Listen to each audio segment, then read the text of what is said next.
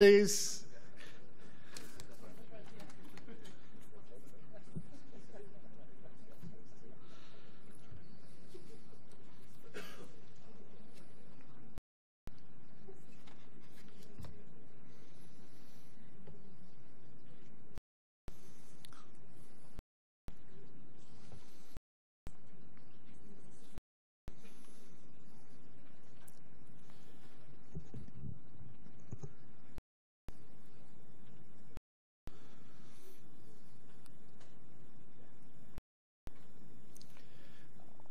Okay, good morning, Borida. I'm Khalid Al-Begain, the founder and director of CEMAS. Welcome this morning, and thank you very much for coming to our fourth mobile apps showcase. So, usually when I give this welcome talk or introduction talk, I give a lot of statistics about the mission and vision and things about CEMAS. This time, because it is the fourth, and in principle, this is the last in the life of CEMAS as is, and hopefully not the last, but it's the last in the program of CEMAS. I thought I will just try to give you an overview about the journey that got us here. And the journey started a long time ago. Actually, it started even before 2007. It started in connection with a kind of a relationship, innovation relationship with our keynote speaker that I will introduce today, when we started to find something new, something in South Wales. And in 2007, the relationship with the operator Orange and a number of very innovative companies in South Wales, including a company called we initiated a proposal to establish what we called at that time Orange Glamorgan Center of Excellence in Service Creation. It's long to explain why service creation. That was the term at that time. But of course, that went into Welsh government. It was hard to convince. It was ahead of time, probably. And 2009, we had to rework the proposal. And we, at that time, mobile apps became accepted and innovative. So we reshaped it to become mobile apps and services. Now, the good news, after 3 years of, you can imagine what kind of life I lived, we got it. In September 2010, it was announced a £5 million project for 5 years to establish CEMAS. An adventure. If you tell me at that time what you want to do, I say, I have no idea. I have big plans, but something innovative. So we started to plan for it, started to recruit people and to build. And in March 2011, we were in the position to launch it. And then Deputy First Minister of Wales launched it in the University of Glamorgan, then University of South Wales now. Then we started building the events. And then in September, we had an international conference that we continue to hold now. It's called Next Generation Mobile Application Services and Technologies. And within that, we thought, it is in Cardiff. Let's try to do something, an exhibition, something here that has never happened before in this area. Let's have companies to exhibit. And we established the first mobile app showcase. And it was so successful that we decided to continue with it. And you see we are here with the fourth one. Then, over the years, I will, of course, not to tell too much, but we try to connect with people. A lot of events together with building the app, building services, and some nice projects. So we have a number of workshops, some for teaching people how to protect their IP in this new world of apps. Totally new area, never seen before. Before that, engineering project ended with patents, copyrights, or things. How can we protect apps? So Had a number of colleagues from the law firms in Cardiff who supported us in events. We had some about mHealth, tourism, and of course continued with our regular events. And we had the second app showcase, which was great because we learned it is continued. A lot of collaboration with other projects in Wales. So we had, as I said, with the Welsh government, we had events about finance for businesses who want to start on this route. In North Wales, we had with other project called Inventorium events, as well as with software algorithms. So started to really establish itself as key player in Wales. We came to 2013. It was an amazing year. Well, a year where we had a number of projects, the largest number of business engaged with, but also a number of successes.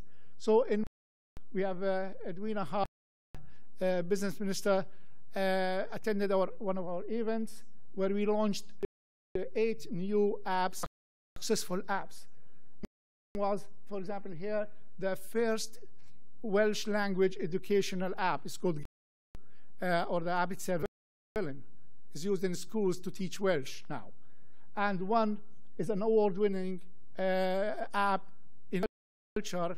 It's about horses and to feed the horses and how to train horses to get the best out of that. So again, in sectors, we were fully engaged.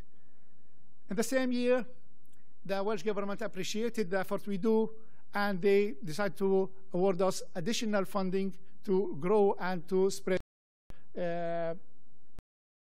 services. Finance Minister Jane Hutt £500,000, which was matched by the University of South Wales with another £500,000, so we could appoint more developers and could do more. And that was in Swansea Stadium, so we are impartial with regard to football here, sometimes in Swansea. In Swansea Stadium, we had a sports evening, mobile in sport, and of course we welcomed that additional fund, of course. The same year, we built and launched Archulio, one of the most successful apps we built for the 4 Welsh archaeological trusts, the first type in the world. Actually, it was nominated for the British Archaeological Association most innovative. It was a second place, unfortunately not winner, but I think that was good enough to celebrate. And this year we started a new team in the CEMAS games development, and games became a very important part of CEMAS. So the first belt was called Tracing, and we launched it in Doctor Who exhibition in Cardiff Bay. Of course, mentioning ministers, Archulio was launched in the National Museum of Wales by John Griffiths, the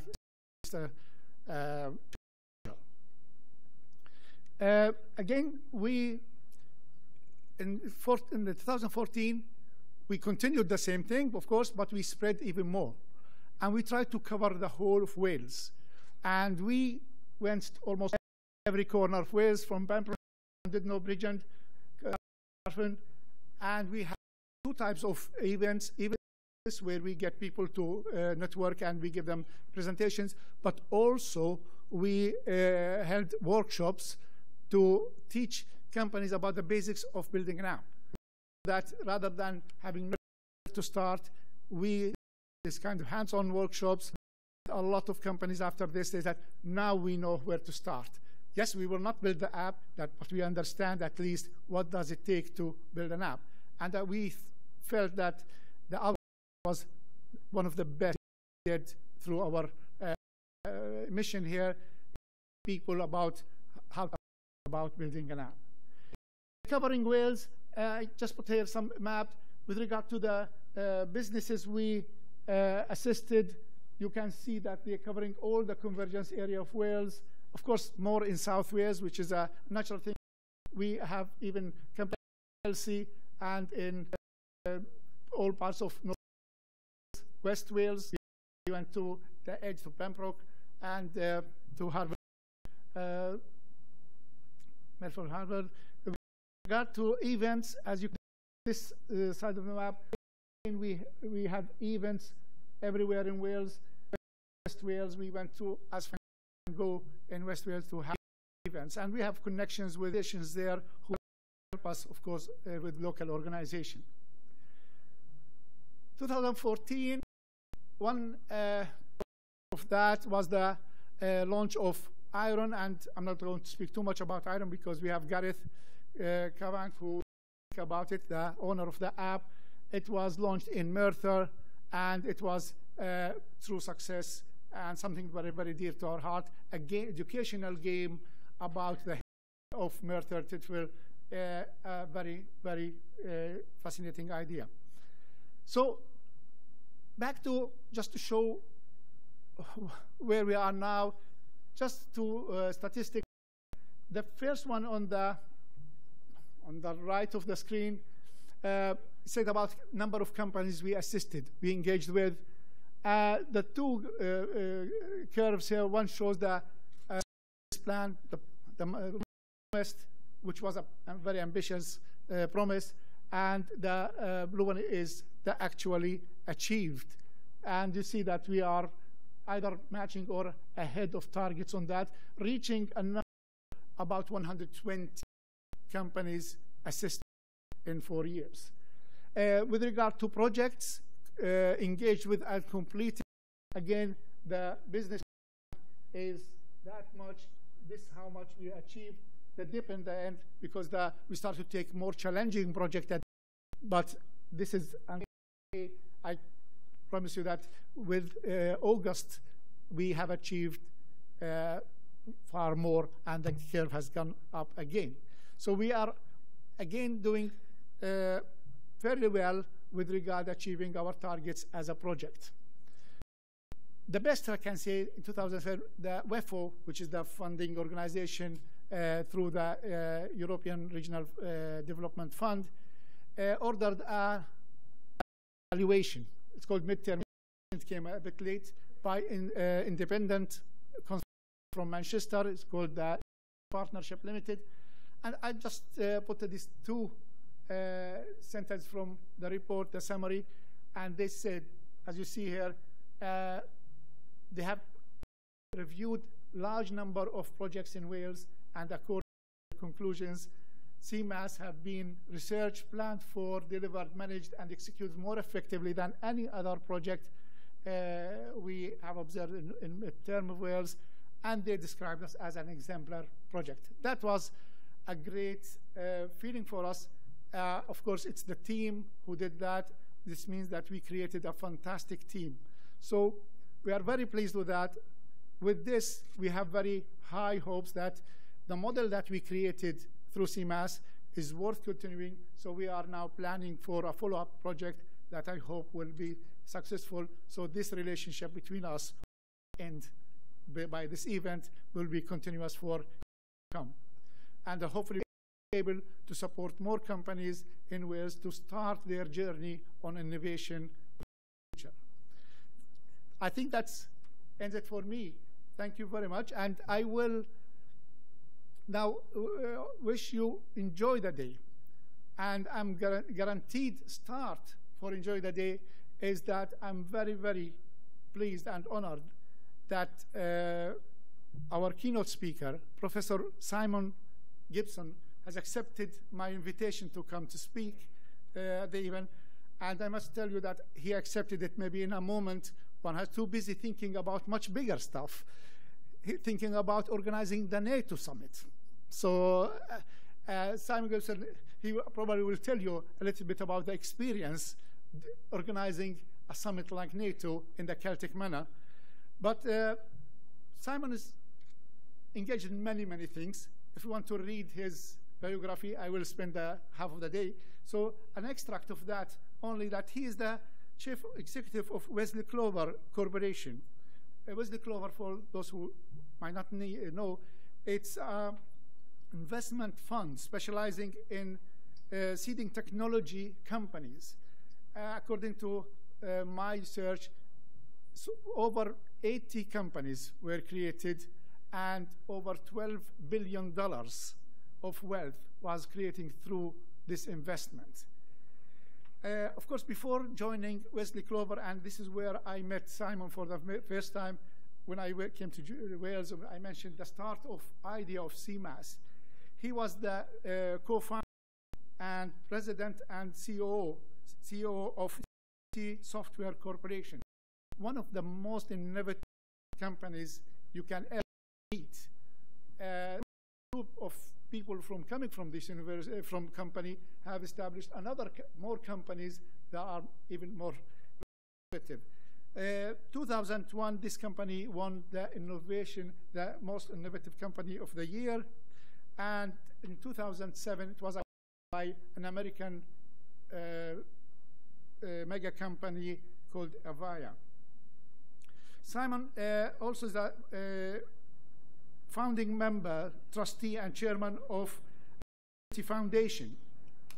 Another idea, an organization that invests in young, bright people, giving them the opportunity to innovate in an environment supportive, seed funding, mentoring from technology people. This is a model that I hope will produce this kind of fantastic, like we talk about ubiquity, more and more companies of this type. Of course, on personal basis, Simon was honored by an OBE from the Queen in 1999 for his services for technology in Wales. Also, Simon is currently the of the Digital Wales organization, as well as the Newport Task Force, which is tasked by reinventing life into Newport to become a viable city again. He is the Regis Manchester College at University of Oxford, member of Cardiff University. Simon is the visiting professor of entrepreneurship, University of South Wales, honorary professor of Swansea University School of. So I'm sure Simon will enjoy listening to some of your ideas about the future, how things will. Simon.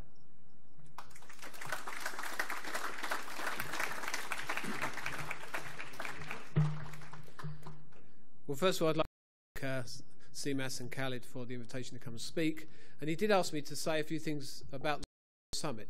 And I have to tell you, I'm involved in some things in my career. I really have. But that was was just something else. An anecdotal story that kind of explains how bizarre it was. The first day, all the delegations were arriving. And, there was a welcoming party. But Terry Matthews, who was quite ill to the summit, and he said to me, please look after Stephen Harper. Now, Stephen Harper's the Canadian Prime Minister, and obviously we have a large base in Canada, so I waited for the Prime Minister to come in. But you imagine, you've been in the Celtic Manor, many of you, I expect. You imagine the foyer there. You imagine 2,000 people in there, and they're in the Olive Tree restaurant, and they're in the Merlin's bar, and it's teeming. And the Prime Minister arrives, and as he walks in, I obviously want to get to him to deliver a message of welcome specifically to him and from Terry. But there's about 4 people between me and him. So I have to put up my hand and sort of, Prime Minister! And 40 people turn around. And it's quite surreal. You're walking, my office is in the house, and I'm walking backwards and forwards. By the way, it took them 4.5 hours in my office. On a Sunday night, I didn't leave till 2:30 in the morning, so it was quite arduous. But you'd walk down the corridor, and you just, like you'd do normally, and you, President, and this is the President of the United States. and in the evening, there was on the big reception, and what was, the attention the President gets. And I'd said to some of my colleagues, ignore the President and worry about the other 6 world leaders that are there. So the president comes in, and there's this mad ruck, and everyone's like, "Me, my picture taken with the president. I want to shake hands with the president." Around, and there's Angela Merkel. By the way, very nice lady, very warm, and not what you'd necessarily assume when you see her on television. But I will say a story. We've been developing a piece of software that maps social media to geographies. So what you can do is you can go anywhere on Google Earth and you can highlight a geography. Now it works down to the granularity of a single dwelling. So it can be someone's house, but it could be a village, a town. So I electronically fenced the Celtic Manor, the Peace Camp, and anywhere where the NATO summit was operating. So Cardiff Bay, HMS Duncan. So I fenced all these areas in. And what I can see from the app is all social media propagating that location. Everything. Instagram, Facebook, any postings that come there. I can do it. Now, I'd met with the head of UK counter-terrorism and head of special branch, and they were really worried about, you can imagine all the risks associated with that event. And they were very insistent that no one took any photographs in the venue prior to the event itself. Now, if you saw the main auditorium for the summit, it was a 360-degree diorama of the Brecon Beacons, and it looked spectacular. And obviously, they didn't want to spoil the effect by having photographs leaked. So I'm watching this app, and boop, boop, boop, I'm seeing all of the social media activity, and up pops a photograph of one of the guys in a blue uniform with his search dog in the auditorium. So I think, do I report this? He shouldn't be doing that, but okay, it's just a picture with him and his dog. Next post comes up, and he says, "Screw you, Obama." He's sitting in his seat, and he's leaning into the microphone, and he says, "Screw you, Obama. I'm in charge of the world, and I'm going to look after the small people." And he signed King of the World. And I thought, this is an issue. So I brought in the head of the intelligence guys, who were looking after all the security event, and I said, "I think there's a problem." And I've got to tell you, it's one of the most satisfying moments of my life to know that I've stuck one on HQ. and I hand them the software. But very interesting software. The applications of it for measuring sentiment, for schools, about monitoring cyberbullying and things like that. I mean, you'll hear more of that product, but quite an interesting development. What I wanted to talk to you about 3 things today. One is the economy of the world. I want to talk to you about innovation, and I want to talk to you about specifically some trends in the mobile business. And then, if there's time, obviously, to take some questions. So let's crack on. First of all, there's a huge amount of change going on in the economy. Let's look at this, which is fairly startling. Look, in the middle of the 20th century, 70% of the world's GDP came from the G7. Won't be long when 70% of the world's GDP comes from outside of the G7. The reason I'm telling you this, as your companies, you might want to think about some of the markets that you might guess, because things are rapidly. So let's look at it on a basis of the USA obviously streaming ahead in front. These are the figures of an economy and a wealth base that transfers from our generation to the next generation. Now you can see what's happening in the UK already, that we're on the edge, on the cusp of having a generation of children, our children having a lesser standard of living than we may have had. And there's a lot of reasons for that. So in Wales, I think we are probably in the lesser developed region. We've got pockets to the right, but obviously our push is to move ourselves as an economy to the right. And obviously CEMAS is right in the sort of area where we want to move to the right-hand side of the screen. It's a bit like the Tour de France. To compete in the Tour de France, you've got to be good. To get in the race, there's hundreds of cyclists. You've got to be very fit and well-conditioned. But to ride in the Team Sky or one of the leading teams, you've got to be extraordinarily fit and have really great machines. But to wear the yellow jersey, you've almost got to be moved public, and it will be the largest public offering in the history of the world, and it's in China. So lots of different changes going on. Let's just look at what we need, what we might want to do to improve our economy. We need better learning systems. We need to innovate. we need better access to technology, and we need to learn how to commercialize it. One of the problems in the UK, of course, is we've been really good at invention, but not so good at commercialization. So let's just look at some things that are often chucked around. The definition of technology is the applying knowledge to art or craft.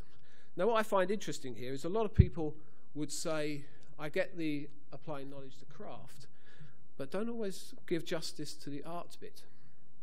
The creative industries is around about 5.2% of the UK economy. It's £71.4 million of value to the economy in the UK every year, and it accounts for 1.8 million jobs. And I think sometimes we take our eye off the art bit as we just concentrate on we need better software. And of course, particularly in the gaming industry, aesthetic is as important as code.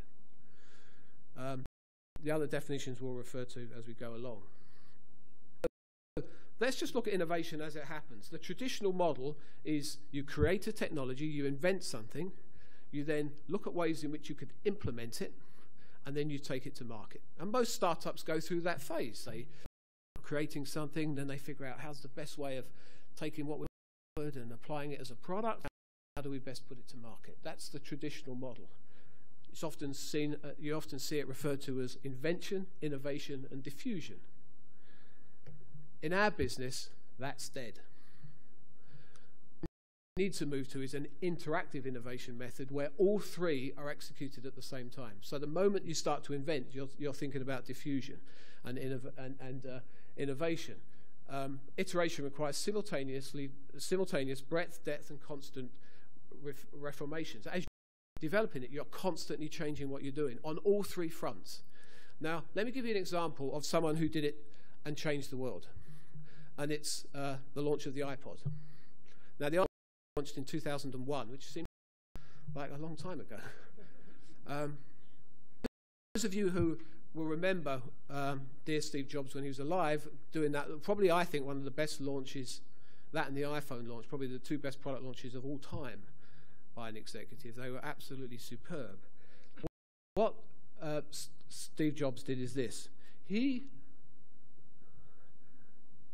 got up and he launched the platform. Now, what was interesting, of course, they bought iPod in originally. It wasn't an Apple internal invention. And they did an aesthetic, but it was a player like others, perhaps a bit and nicer looking, but it was still others out there. That's generally overlooked micropayments. Apple, and I can imagine Steve Jobs at the bank should have paid money to watch that interaction, but he persuaded them that you would put your details in once and thereafter access the cloud continually. Your question, how many people would have bought 9 pence or 99-cent track tunes if every time you had to put in your name and your address and your PIN number and your credit card numbers, you just wouldn't have done it. Jobs overcame that by having this, you put your details in once, and then afterwards, just put in a password, and each time you're doing these micropayments. Now, what's interesting in that scenario, that I don't think that's an innovation that came from technologists. That was an innovation that came from an accountant or someone else in the company. But believe me, it changed everything. And then finally, of course, they established the iTunes Store. About those three processes, it's an execution of invention, the platform, innovation, the micropayments idea, and diffusion, the creation of the iTunes Store to actually get the thing out. But large companies, stuff is really, the last 10 years have been fascinating, because what you're seeing is constipation in innovation. What you're seeing is the larger the company is, the more difficult it is for them to get product out the door. It's one of the advantages Alacrity has. Things that Alacrity does is we go into big young people to come to us with ideas. We old guys go into the large companies and say, what do you need? What's killing you? And it's interesting, because I don't think many people ever go in and ask people that. Most people go in with an agenda to sell something. We go in, we're not selling it. We say, what do you need? Surprised what comes back. And I think there's a lesson to learn in that, in interacting with customers. But these are the things that are killing innovation. You've got risk managers in large companies. Their job is to kill risk. And innovation is risky, so they kill it. Governance, compliance, these things are crushing. A more complex picture that I won't spend a lot of time going through, but you've seen all of these things if you've worked for a large company before. And the advantage of being a startup is you are liberated from all of this garbage. I did some work in the time that Cad with Ubiquity, and we pleaded with Nortel to work with us. They were appalling as partners because they always said, we can do that. It's not invented here. Where's Nortel today? Where's Marconi today? Bankrupt. In fact, when I met a government official, a senior civil servant in London, and a compliment, he called me a persistent prick. But I took that as a compliment. But what he said to me, why are you doing this? Because you're so persistent in this alacrity program up and running. And I said to him, I'll answer your question with two questions back. First question, name a British computer company. You might throw ARM in, not really a computer company, but you might chuck them in. Second question, name a British telecommunication equipment supplier. Because when I left school, I could have worked for Raycor, Marconi, Plessey, GEC, huge list. Not a single one of those companies exists to this day. It's tough, isn't it? But a lot of their downfall was around that. What's interesting about this is you look at some companies and they do it very well, and you look at other companies and they do it really badly. And you know what I've come to the conclusion the difference between the two companies is? People. It's a culture of acceptance, and it's a culture of humility that that company can't do everything, no matter how big they are. And one thing I would remind you is look at the world's biggest companies. What do they all have in common in tech? They all started by young graduates. They didn't come out of IBM. They didn't come out of Microsoft. They came out of young guys in a garage, pretty much, right? Often they needed a bit of adult supervision, but they were generally started by very young people. So the difference between, making a success of it and not is building an organization that encourages creativity and innovation and not worries about killing it every 5 minutes. So let's just talk about, finally, I wanted to talk really about what's happening in the mobile industry. And this over-the-top activity in the industry is fascinating. What you've got, of course, is people coming in now, launching services on mobile platforms that go right over the top of the suppliers. They're also now starting to go right over enterprise platforms. It's the emergence of the bring your own device concept to work, because you get better services over the top than you can get from your own company's servers.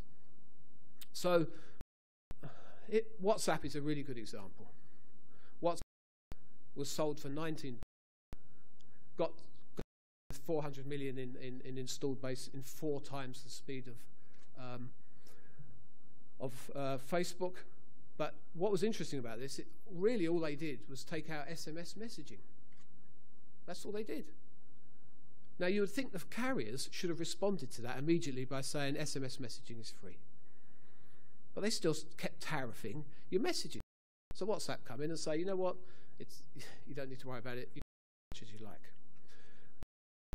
And so it produces, it's incredible. WhatsApp, 19 billion, 11.4 billion. On $20 of revenue. Now look at BT with all its infrastructure, all of its huge revenue, markup of 31 billion on 18.3 billion of sales. Why some of the carriers might be getting rated with what's a dilemma. The carrier is doing the access, and what's the phone company or the provider? They're building all the they're putting in, the relationship with the client. And rotten sod comes in over the top like WhatsApp and goes whoosh and takes them out. So carriers' response. Well, they've got a number of response. One is that they service. Some carriers have done. Etisalat in the UAE, systems actually that one of our company builds that actually stopped all these services operating on their network. But the response from the consumers is horror at having these things stopped. It's not just places. I can tell you now that Virgin in the UK block 5060, which are called stops all SIP services. So if you want to use a soft phone on those networks, you're knackered. And you're probably familiar with the situation in the US, which is around the second point of throttle down. Both Verizon and Comcast throttled down. They took Netflix off of the freeway and left them onto a B road. But of course, the reaction of the consumer is a really bad video experience. And it fired up the whole argument about network. So, let's just go back. One option is to do nothing. It happen, but that will probably lead to near-death experience for the. You can enhance access by saying, okay, provide a better service over the top providers, but we'll get some. And the last one, interesting. I looked as I did a lot of time trawling, looking for over-the-top area services. So this is my legacy provider. And how many did you found? The one big success, or the one that is a big success, is Rogers, which is a Canadian carrier who use a product from a company called Counterpath, who provide a one-number service. So what happens is that any you have can operate with one number, and it gives you access to telephony wherever you are, including your mobile phone. It's a hugely successful product. But it's interesting. Here's Rogers starting to innovate as a carrier, and actually they've wiped out anybody who are in that new group who are trying to get into this space. So I say we're like arms dealers. You've got a choice. You can create over-the-top service, or you can sell to carriers to counteract that comes from over-the-top services. So there's a double play going on here in the industry. So how can we maximize in Wales some of these things that are coming out of these opportunities? And there's a number of initiatives going on, and I won't spend a lot of time talking about them, but we're working on the creation of a bespoke software university, which is very much more applied. We've been running boot camps, and we just finished one where we took a group of students on a 6-week course. Now, 6 weeks is not very long. 2 weeks of classroom teaching, 5 days a week, applied work, learning how to use the tools with mentors. I judged them all last Friday, and one of them we threw in a computer scientist as a control. The others weren't computer scientists. Who was the weakest at the end? The computer scientist. The strongest? People like aeronautical engineers. And it shows probably there's more capability out there than we would first think. Here's the really interesting thing. I say to the boot camp, how does the boot camp experience of 6 weeks compare to your 3 years in university? And everybody except one said, I learned in the boot camp that I learned in the 3 years at university. So that tells you that what's going on in some of the universities isn't good and needs to be reformed. Hence the concept, if they won't move, we ourselves and create a new university. The elective about taking young, teaching them, giving them opportunities, and providing £250,000 of capital to them to start their companies. And the innovation company, I think, will come into the region, and I hope it can impact you. Large audience recently, there was about 200 people in the room. How many of you have benefited from European funding in the private sector? And not a single hand went up. The innovation company is going to help SMEs particularly get into the pots of money that are out there. Enormous. How many of you in the private sector have heard of Horizon 20? It's a lot of money, right? It's 11 billion over a €7 billion. How many of you have had money from the TSB in the private sector? One. We all be going up. The Technology Strategy Board up in Swindon got all these millions, hundreds of millions of pounds, and they tell us they're frustrated because they don't get applications from Welsh companies. And you've got Nesta, and you've got UKTI, and all of these guys, Welsh government, have got money, but it's not being drawn down. And the reason for that is because, one, the awareness isn't good, and two, if you are aware of it, it's such a horrendous experience to go through the innovation of it that pulls it off. So the innovation have staff who can take that overhead on for the. They will help prepare the bids for Europe and for the TSB. Because I'm fed up with seeing all these billions of pounds pouring out of Brussels and hundreds of millions of pounds pouring out of Westminster, and we don't get it because we're an SME country predominantly. So these interventions are there to make a difference. All of us have this shared passion of making Wales successful. We want to contribute to the economy. We'll do that by being faster, smarter, and braver. Thank you very much.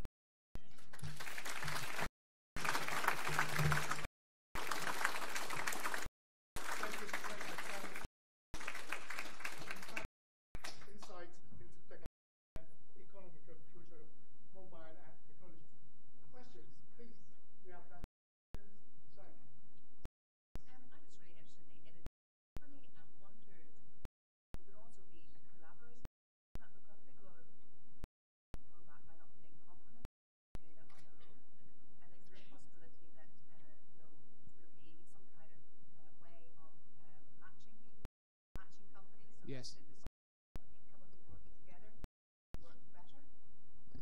Answer that question because it gives me a chance to explain a bit better what the innovation company is doing, helping with the bid process. Oh, you're quite right. There might be a call on something coming out of Europe, and an individual company couldn't do it. But if we team 2 or 3 companies together to go after it, we could do it. So part of the process is it's not a big. It's about 8 people, but all experts. 2 people watching the rains, seeing all the calls come, and pressing the flesh and blood there, and Nellie Croys and Robert Madlin and these people, you know, who have their hands on the checkbook and think about Wales. We put Madlin in recently, and I said to him, "We're coming after you." You know, days of us not getting that money, we're coming after you. You know what his response was? Fantastic. I look forward to it because it's a long time. So you've got that. You have guys who are familiar with the hinterland and all the companies and capable of doing that matchmaking service. And then you'll have the guys who help with the business. So quite a simple idea, but I think it will make a huge difference. Mike, just a second, what you said, we are a university, we want to bid for European money. I have bids for Horizon 2020. One of them almost gave up because I couldn't find SMEs who have the resource to write the applications. So we had to write applications for ourselves as well as for SME because they are fantastic, but say that we don't have the time because the chance of getting it is not high. But if we get some professional to do that, it would increase our chances. Guess what? The General of the European Commission responsible for Horizon 2020 funding comes from Tredegar. And yet until I invited him to Wales, he'd never been here. Nellie Croys, the commissioner, I went to see her and put the press on her. She had never been to Wales. And I said to her, "Well, why not? I haven't been invited." She says, "My best friends live in Hereford."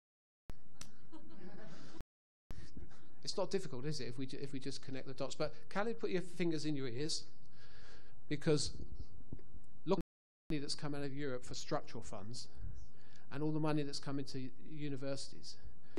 These public funds have been the fiefdom of government and universities. And I'm not saying that's a bad thing in the case of universities because we need to create knowledge.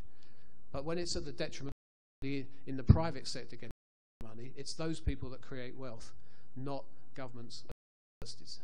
Well, but they're not great creators of wealth, are they? They're not. They spend a lot more than they create. With the greatest respect. Cool. Yeah. Yeah, John. Very interesting. Innovation. Sorry?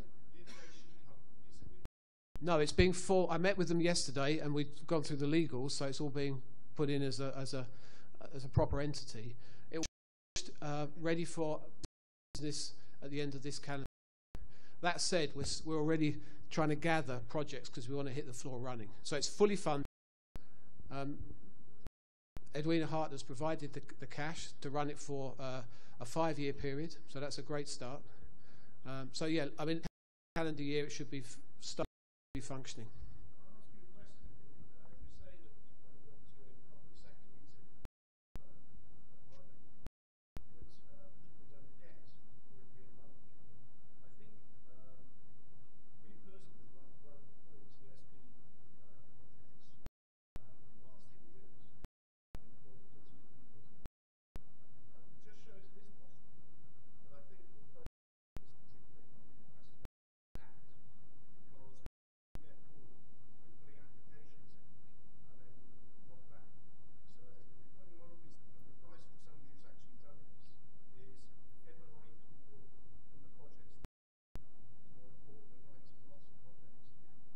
Pressing the flesh with the people who have the cash.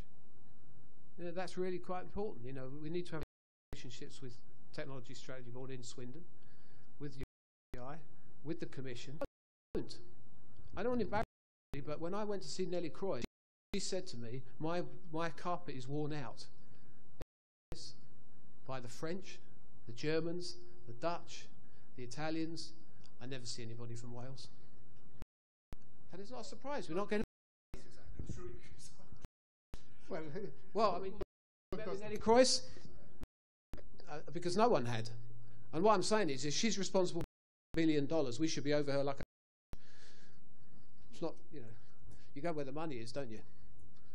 And John, you know, if everybody in the room got funding and employed more people, just imagine what that would do to the tech economy in Wales. Exactly. Okay, thank you very much, Simon. Thank you again. Thank you.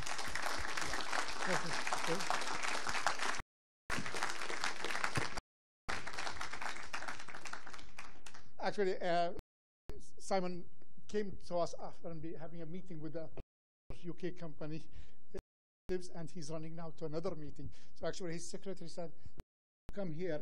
Probably I need to drop him and take him again." So I'm very grateful to Simon join us today and have a talk with us. So I think, Gareth, you will talk more about your things, so I will come you to speak about the project that we work together on. It's called Iron, and it's about the Iron Town. And that's why I introduced Gareth as our Iron Man. Thanks, dude. 20 minutes. Yes. Put a timer on, so I do like to talk. Yeah, more jelly, man, I'm afraid. This one. Excellent. What did I of my Welsh? 4 years in comprehension. Oh, read 20 minutes project that I did this at times. I've been trying to know that to know how much I swear. But I'm from Merthyr, so what can you do? So who are you? Well, there's 3 things to talk about, right? So it's who, and why did I want to do it? So, Khalid, I've worked on and off in broadcasting in his talk with that and education. I will. What works to mention? I'm a Merthyr-based, Merthyr-born, game-loving. Hands up, come on. Who doesn't know about? Hands up, come on. Do you know Grand Theft Auto? No? Right, okay. Basically, it's a horrible that you are basically play a gangster. You can go around killing people, murdering prostitutes, building up. Terrible game. Okay? Time the Grand Theft Auto, hell, you can make a good gangster along those 15 years ago. Right? So the rest, terrible time. I went there you go. Right, okay. Game, Grand Theft and the killing of. So I think, well, I'm a bit of a Merthyr history. I like reading about the history. I like reading I'm from, the iron, is what it took to produce the environment in. But no, as you saw from the photos, I've played games since the age of 3, if not a little bit younger. But actual access to computers, I remember being 17 in comprehensive school in Merthyr, and we had a computer suite of about 15 BBC micro computers, and I only ever saw them being used to play Chucky Egg on. That's all we ever used them for, was to play Chucky. I never saw anybody doing anything else with them. Chucky Egg, which is a brilliant game, but IT, when I was in comprehensive, was how to use documents and spreadsheets. There was never any coding or anything like that. But these kids are being brought up from birth, okay? So well, I would say that we are digital immigrants. Anyone over the age of 18 at the moment is a digital immigrant because of the way that software has been introduced to schools in the UK, okay? So digital immigrants, they like controlled release of info from limited sources, single or focused tasks, often prefer to get their info from text, require guidance to work collaboratively. They like their info presented linearly and logically.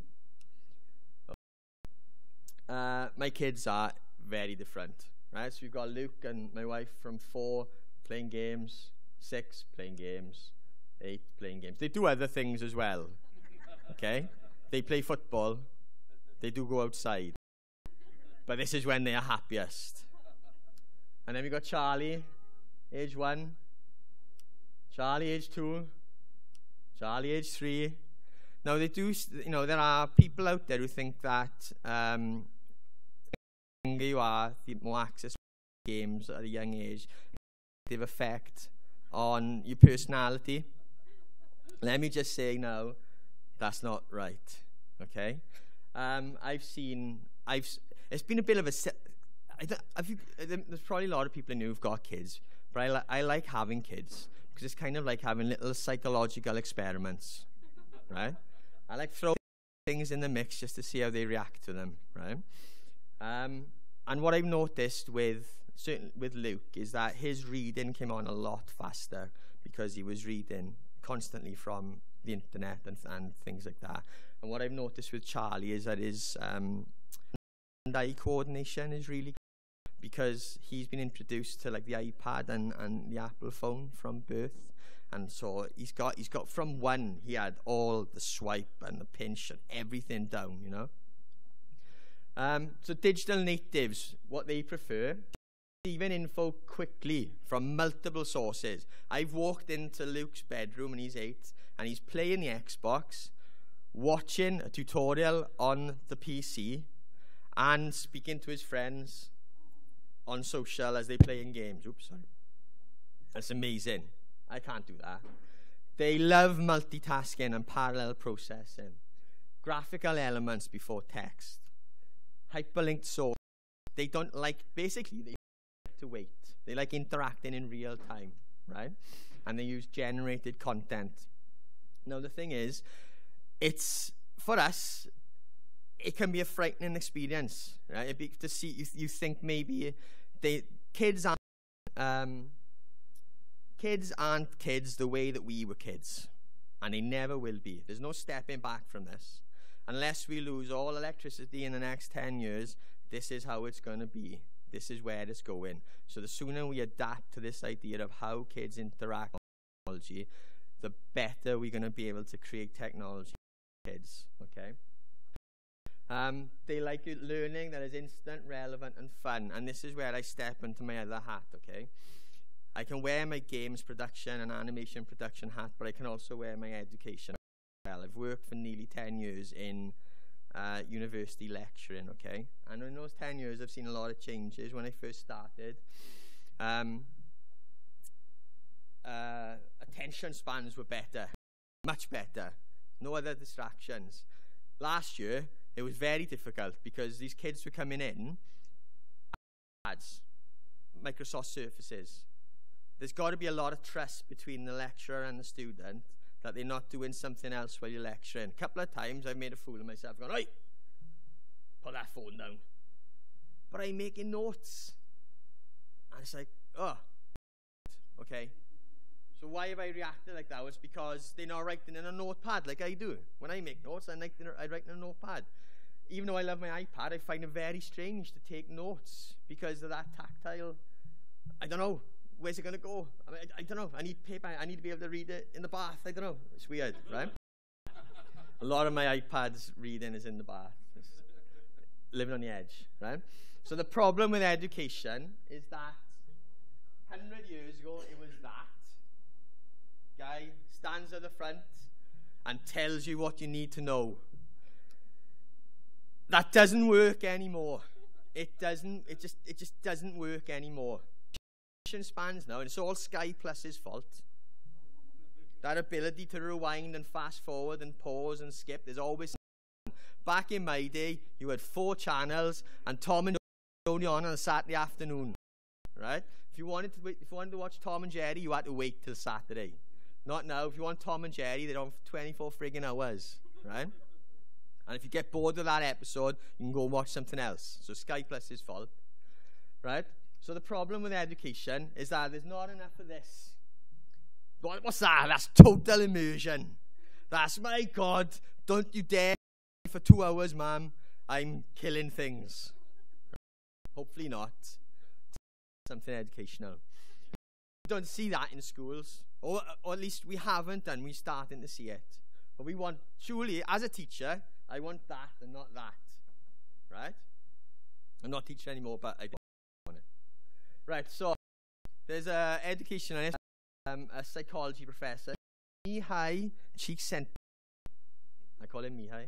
And he developed this concept of in the zone, totally immersed, right, in whatever you're doing, completely focused motivation, single-minded immersion, the ultimate experience in harnessing the emotions.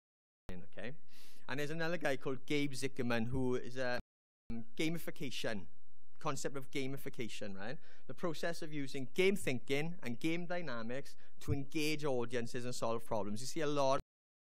That's the buzzword at the moment in game education, okay? And I got to go back to George. I'm not going to read it. I'm going to let you read it, okay? But basically, George Lucas, using the billions that he's created, has set up an educational fund in America. But what I like about it, it says at the bottom, kids love to create things, and they learn if you let them create, which takes me on to my favorite, Minecraft. Who knows Minecraft? Been in the news recently, right? Minecraft developed by 2 guys, a guy called okay, and they sold the game Microsoft this week. It was officially announced for $2.5 billion. So if there's anybody from Microsoft here, I'm at the back with my bag waiting for gold bullion, right? Basically, it's a social game. You can play it online with friends. It's a building game. It's like digital Lego. It's amazing stuff. But these guys are building stuff in the computer with guys from Canada, from Manchester, from Scotland, everywhere, you know, like more places than that across the world. Yeah, so they sold this. Microsoft have seen the amount of users that play this, and they bought it off Notch for $2.5 billion. So basically, he can go and build his own island of the gold boxes anywhere now, okay? There was the Consularium was set up in Scotland a few years ago. And basically, the department would drive around the schools in Scotland with a van full of games consoles. And they'd go to schools, set them up, and they would teach the teachers how to use them and how to incorporate them into their games. So some of the games they play then. Oh, cool. 5 minutes to go over. It's games like Rock Band. So what they would do is they would set up in a class Rock Band World Tour, and they'd incorporate it into their classes. So music, you would set up your band with your friends. And in it, for English, you'd have to write about the character. If I'm the lead guitarist, you'd have to write a backstory for me. Geography, because they'd go on a world tour and they'd learn about the different cultures in the country that they tour to, and then the history of the country that they tour to as well. But they'd have auditions, and then the bands would get together against each other. So these kids totally locked on. Consularium is fantastic. There's a guy called Paul Darcy, who's an English lecturer, an English comprehensive school teacher in Canada, who's introduced, he's taken one of his reading books out of the curriculum, and he's replaced it with, and he blogs about it regularly. And he said the attention levels now are absolutely through the roof. Go in and they play a specific game, and then they write about it, in that they would write about and analyse. The game's called Gone Home. Right, so to quickly go on to the iron. What were the objectives about what I wanted to do, right? I wanted to educate people about the history of Merthyr. I wanted to explore innovative new methods of educational engagement. And I wanted to make games, because that's what I like to do. How do we do it? Well, I found CEMAS, and I don't think I thank CEMAS enough, but I've got to thank Khalid and the team, because they were absolutely fantastic in the production of the game. Because at the end of the project, it basically mirrored a professional games pipeline, okay, and it was fantastic. My first inspiration game was a game called Red Dead Redemption, and I don't know if anybody's played it. Anyone? Yeah, it's my favourite game in the world, Red Dead Redemption. It's basically Grand Theft Auto set 200 years ago in the Wild West. Fantastic. I've got a bit of a thing about the Wild West as well, but as an artist, what I like to do is just walk around and stand against walls and look at the textures and think, oh my god, that's amazing. It's a bit weird, but I've got it.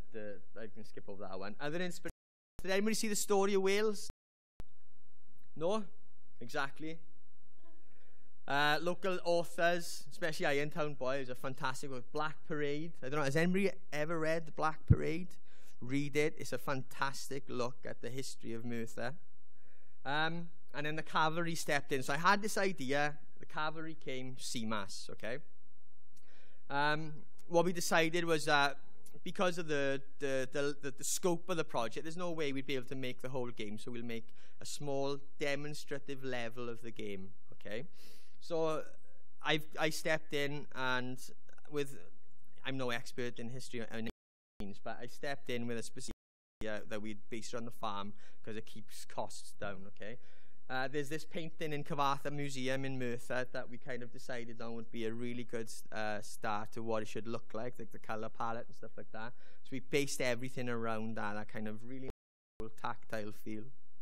And then on the farm, we just started collecting reference imagery. One or two down to, it's gone now. St. Fagans, thank you very much. And I had to wander around and took photos for textural detail. There was a TV series I managed to catch up online called Life in Green Valley.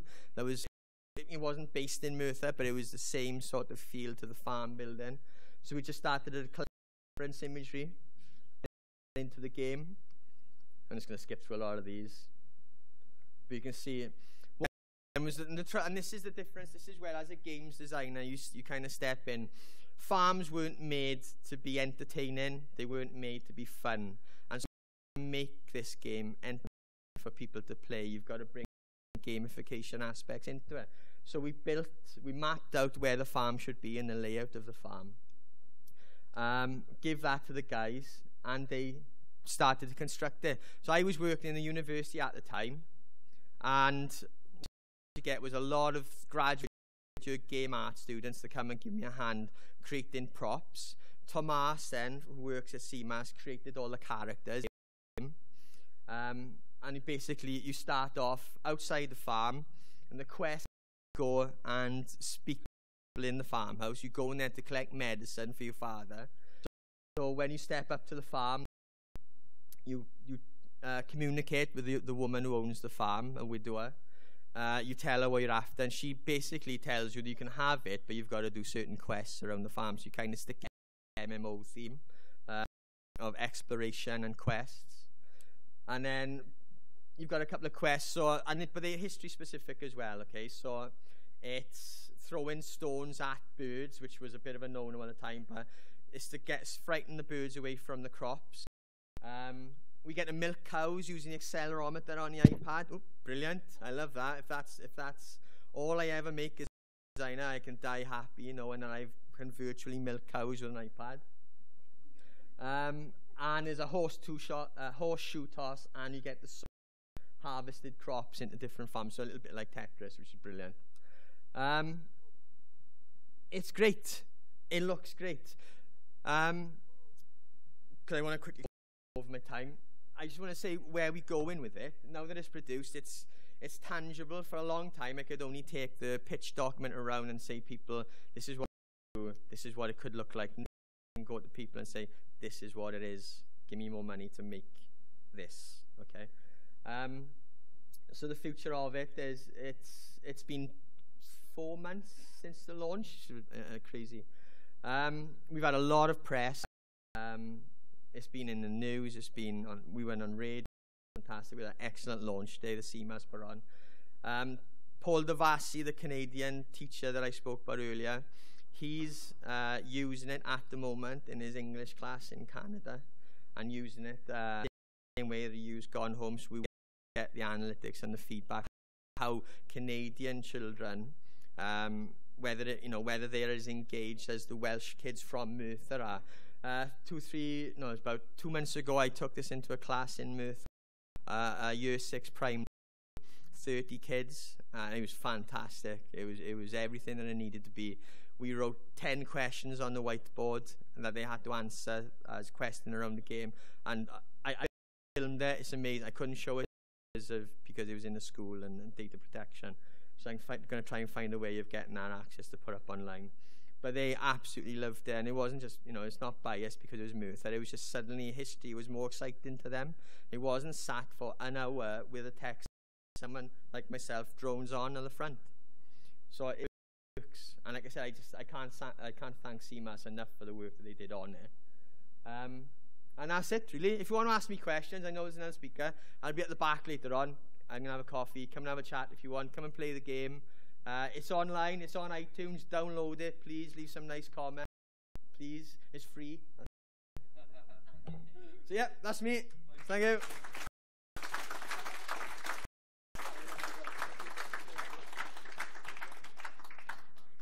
As you can see, for us in CEMAS, this is our reward. To be able to help a creative person like that to realize the idea and to have something to show investors, hopefully, investment and get that business running.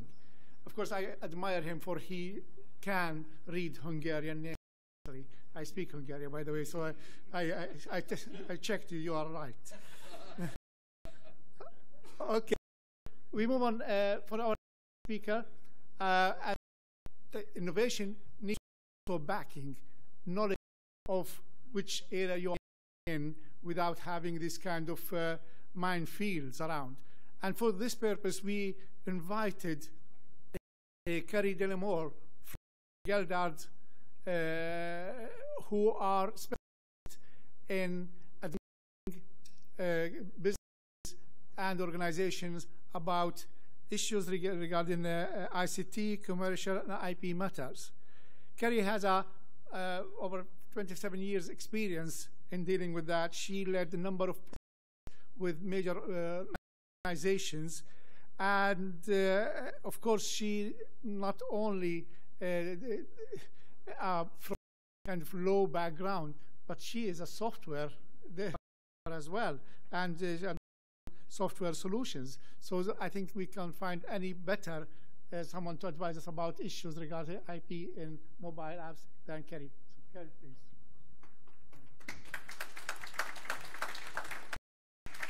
I suppose I will start by saying there's one thing there that's not quite right, and that's I'm not a software developer. I would dearly have loved to have been, but the things that I make are actually more documents, and whilst I think the documents look very attractive, it's not really in the same pool. Now, we've heard a few speakers talking this morning about collaboration in different ways. Simon mentioned it, talking about the new venture looking to launch. One of the things that they will be looking to do to bring together SMEs who together will then apply for funding under things like the Horizon 2020 programme. Collaboration, though, isn't anything new. Collaborations have been going on for a very long time. But collaborations in the 27 years that I've been involved with haven't really been collaborations in the true sense of the word. in the sense of separate legal organisations coming together on a single project. There's very often been cases where you have, say, a private sector organisation, a small company, paying a university to actually do some work for them. More contract research than collaboration. But what we're going to be looking at today is collaboration proper. So our objectives is a very short slot, so we're just going to focus on some of the key legal issues, but I do want to touch on some non-legal issues, the soft issues of people and politics. It is those elements that are really important. They have to be right if the collaboration is going to work, okay? So what are we going to be touching on? Well, we'll look at some of the reasons why organisations collaborate. Then I'll talk to you a little bit about the that collaborations can take before moving on to look at some of the key legal issues that if you're going to collaborate with people, you need to make sure that you're addressing. And because we've got a limited time slot, I'm only going to be focusing on contractual collaborations and a bit more about that later. And then I thought, well, sum up with a list of sort of do's and don'ts for successful collaborations. And because tonight the Great British Bake Off is on, not off, I thought we'd have a little recipe at the successful collaboration. Okay, so whilst I'm not a gamer, unlike the previous speaker, I am very into my baking. Okay, so why collaborate? How many of you actually have practical experience of collaboration? Okay. Positive experience of collaboration? Well, okay, so then we started dwindling the numbers. Unsuccessful projects, or projects where the pain was actually not worth the gain. Okay, a few. Right. Well, the whole point about collaboration is this idea that the whole is greater than the sum of the parts. Now, to be politically neutral, I stayed away from the better together, which is very much sort of topical at the moment. But there are many reasons for collaborating, and one of the keys is actually understanding what your drivers are before you enter into the collaboration. You know, is it a case that you want to engage on something which is quite risky? It's not been done before, so you're looking for someone to share the risk. Have you taken a particular idea or a product as far as you can take it because you don't have the skills and you now need to bring someone else on board? Being clear about why you're collaborating is very important. It could be that you just need to access different markets. You might only know about the market in Wales or the UK. And actually, what you want to do is to try and take your product or your process to one of the other markets. But from a legal point of view, when you're talking about collaborations, one of the key things is what is the form that your collaboration is going to take. And really, there are only two forms. So although you can have different kinds of collaboration between different sectors, between different countries, different organizations, from a purely legal perspective, the choice is, are you going to have a corporate collaboration? Are you going to set up a separate legal entity, whether that's a limited liability company or a limited liability partnership? Or are you just going to have some kind of contractual arrangement, a collaboration agreement between the participants? So the participants remain independent, but they put resource into the project. And it's really on the contractual side that we're going to be focusing in this slot today. Within the public sector, there is another model that can sometimes be used, and that's an administrative model. But that's unlikely to actually be in the context of anything that you guys are going to come across. And it is very important that you choose the correct vehicle or the correct model for your collaboration. So I started off by saying it's important to understand why you want to collaborate. You need to think about what the best model for the collaboration is. Now, the simplest, most cost-effective to set up and to wind down is the contractual agreement route. Okay? You don't set up a separate entity and deal with shareholding and so on. And that's going to be very useful if you're looking at a relatively short-term project, one where the participants can provide all of the resource that's needed, whether that's in the form of people or whether that's in the form of funds or a mix of both. If, however, it's a particularly risky project or you need external funding and you need to go to the market for that external funding as opposed to just making applications for grant funding, whether it's European money or whether it's Welsh Government money, then a corporate vehicle may be more appropriate. So this is the kind of consideration that needs to happen, again, really before work starts. So get the right vehicle, because that will impact on how good, bad, or indifferent your collaborative journey is. On to the key legal issues. And this is where people tend to glaze over. So I'm just going to touch on them very, very briefly, okay? Perhaps one of the most important things to get right at the start in terms of your agreement is being clear about who is doing what, and also by when. And if you are one of the participants in a collaboration, not only do you need to be absolutely clear about what rights you're generating, how to protect them, because that's the key to commercialization and exploitation. In the software arena, patenting is very problematic, it's complex. The main form of protection is around either confidentiality or copyright. But consideration in the context of a collaboration has to be given to intellectual property rights that the participants have at the start of the project, which may need to be used in the project by everyone who's working on the project, as well as the intellectual property that hopefully is going to be generated during the project and which will result in a product that can ultimately be exploited. Okay?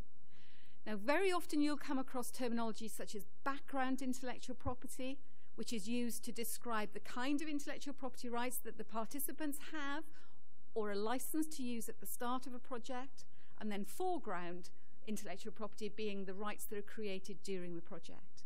And it is important that the agreement deals not only with the background, but also the foreground, that it addresses who's going to own those different rights, and equally importantly, who has the rights to use them.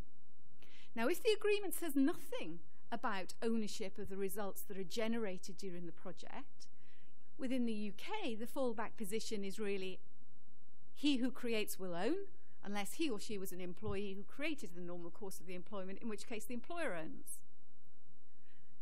Now, that can give rise to huge difficulties when it comes to looking at how you then commercialize the results of the research, because it could mean that you've got different participants owning different parts of the intellectual property rights.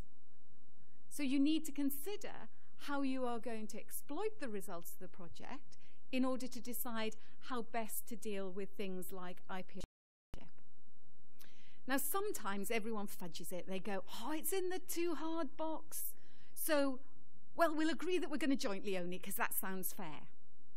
Joint ownership is an absolute nightmare, because if all you do is have a position that says we're going to jointly own, and you don't address how you're then going to exploit those results, you end up in a situation where effectively in the UK, neither of you can really do very much in terms of commercialization without the input of the other. Now, in some countries in the US, it's slightly different, where everyone can grant licenses if they're a joint owner, and so you can devalue the actual results. So it's very, very important that you have thought about and addressed in your agreement IP ownership, as well as who gets to use it and who gets remunerated for that use. Next one is not speaking a legal point, managing the project. The project is actually a practical point. But you are going to have to manage the project because you're going to have to check that you're on track. So you need to be considering things like who should be told what the results of the project are, when should decisions be made, who should decisions be made by, what if we need to change or alter slightly the course of the project, how are we going to deal with that? You also need to address whether or not the participants are allowed to leave the project early, and what the consequences of that will be. Could the project continue? Or does it have to actually die? And if that happens, what happens to any intellectual property that's been generated prior to that taking place? So, moving swiftly on, some practical points for a successful collaboration. Do choose the right partner. Now, I did mention earlier about choosing the right vehicle. Choosing the right vehicle is very important, but I would say it pales into insignificance when you think about the question of who should I collaborate with. Who you should collaborate with isn't just simply a question of geography, who happens to be in the next town or who happens to be next door to me. It isn't necessarily as simple as who seems to be working in a similar area to me. It's actually looking at who can add value to what I'm doing, but also get value out of what I'm adding.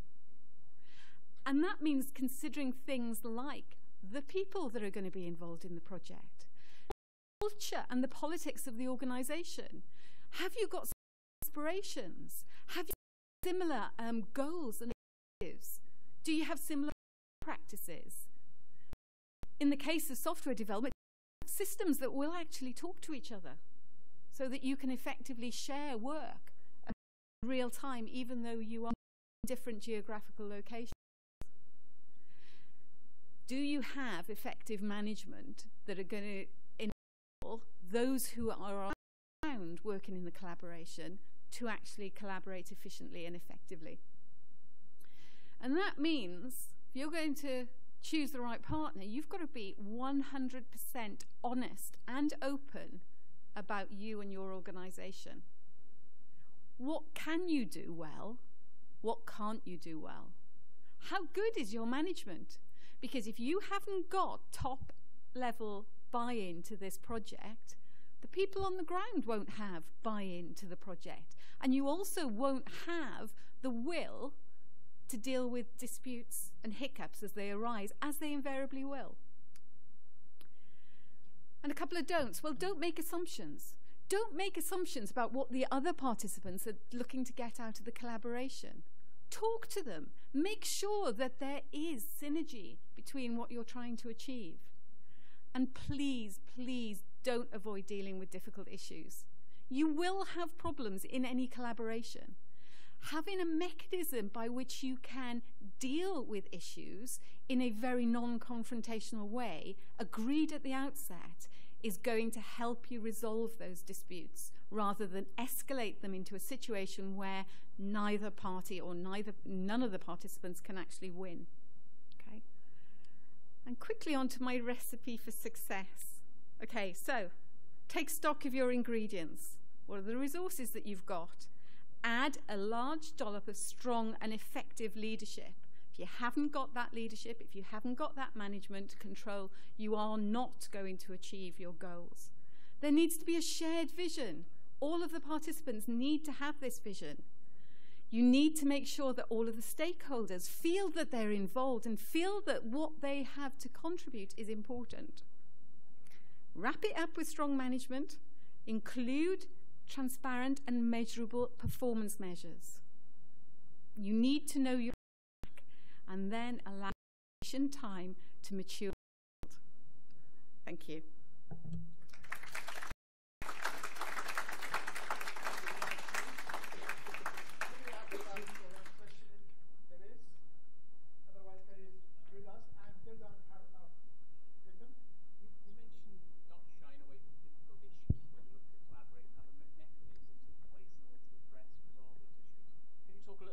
About those mechanisms?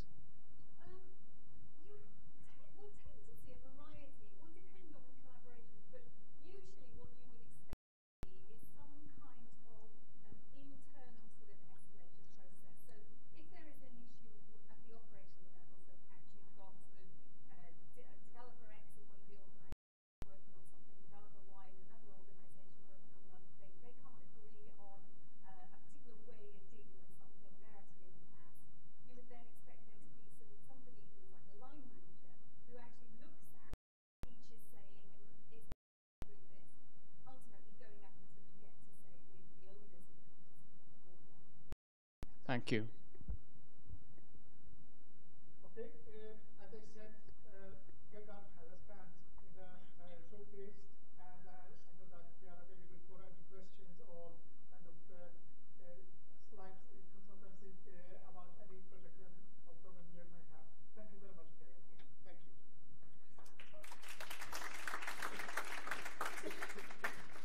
Okay, we move on with our program to games, but in different I am very pleased to welcome John Griffin, who is the co-founder and CCO of GameSparks. John has previously had long experience, of course, in this industry, worked with big names like BBC, EA, and he moved up to GameSparks in 2013 with founders Griffin Perry from BSkyB and Gabriel Page from Ayoko.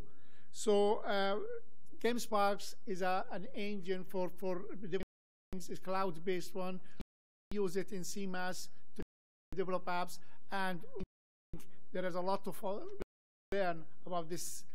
So John, please. Thank you very much. Hi all, thanks very much for having me. As you heard, my name is Griffin, and I'm one of the founders of a company called GameSparks. Now, what is GameSparks? GameSparks is a server-side platform that allows games developers to build and manage all of the server-side components of their games. In many ways, I don't know if any of you are familiar with developing games or how familiar. There's tools around, things like Unity. I like to call GameSparks like the Unity of the server side. It is a tool that just makes it really easy and removes all of the complexities of server-side development. So in order to kind of put that in context, I was just going to go in to talk about the kind of business of games and what's going on and how the architecture of games has changed in response to that and has driven more and more for the need for server-side logic in games. I guess in the past, most games have always been developed for the devices they run on, whereas as opposed to, I guess, massive multiplayer online games, they've always been servers. But outside of that area, nearly all games are developed for the devices they've run. That is what's changing so rapidly now. Put that in context. If one looks at the business of games, I mean, I guess one of the previous speakers spoke about Mojang and Minecraft, which only this week sold for $2.5 billion. Before that, over the last couple of years, we've seen other runaway successes like Candy Crush, which has had 120 million players a week. Admittedly, it seems like that's slightly in decline right now, but those are the kinds of audiences that they get. Mention audiences of that size to the likes of BSkyB, who are chasing 10 million. Similarly, you've got Angry Birds, which has had over 2 billion downloads, making it amongst the most consumed media of all time. In order to have a platinum record these days, you need to sell 1 million copies. Angry Birds has got 2 billion downloads. Okay? So what this means is that really the games industry is actually the biggest media industry of all of them. It's bigger than TV, it's bigger than movies, it's bigger than music, it's bigger than all print publishing. And it's growing at a rate of between 20 and 30% per annum, and is set to continue for about the next 5 years at least. So why is it growing like this? One of the key things that is driving this growth is all around technology change. And the key aspects of that technology change that are driving the growth are really the proliferation of devices. Nearly everybody got a console, a game in their pocket, smartphone. Well, there's other device innovation going on. A company called Steam, which is more well known for a PC-based environment, is about to unleash a plethora of different PC-based consoles that are more portable or can be plugged into other screens around the house, like TV. Okay, and so these technology changes. So on one hand, devices. On the other hand, you've got connectivity. The ability to make the assumption that nearly all devices will always be connected. We're not there today, and we've still got outages and things like tubes and things like that, but at the end of the day, in a few years, we will get there. All devices will be connected. So with the power of devices increasing, and with them being always connected, there's a few things that have gone on. We make changes in how basically games have evolved and how they're developed. One of the key things in that is the supply chain of games. So distribution of games used to be the biggest issue. So the developer would effectively set up a company and link up with a publisher, because the publisher was required to get discs into the shops in order to get it to the consumers. That's what fell away in the last, say, 3 to 4 years. Effectively, you don't need those publishers to do that. Distribution costs have gone to zero. And that's had a few different consequences. I do actually have that has a few different consequences on the key things that users need to think about when they're making their games. The first of those is really the kind of cross-operating system or cross-platform nature. No longer today do games necessarily kind of target a platform. They would have done that a lot more 10 years ago. These days, if they decide they're going mobile, there are a ton of different operating systems and different devices to optimize the game for. So that landscape is a lot more complex. Mobile has been all the rage for the last few years for obvious reasons. It's where the device growth is.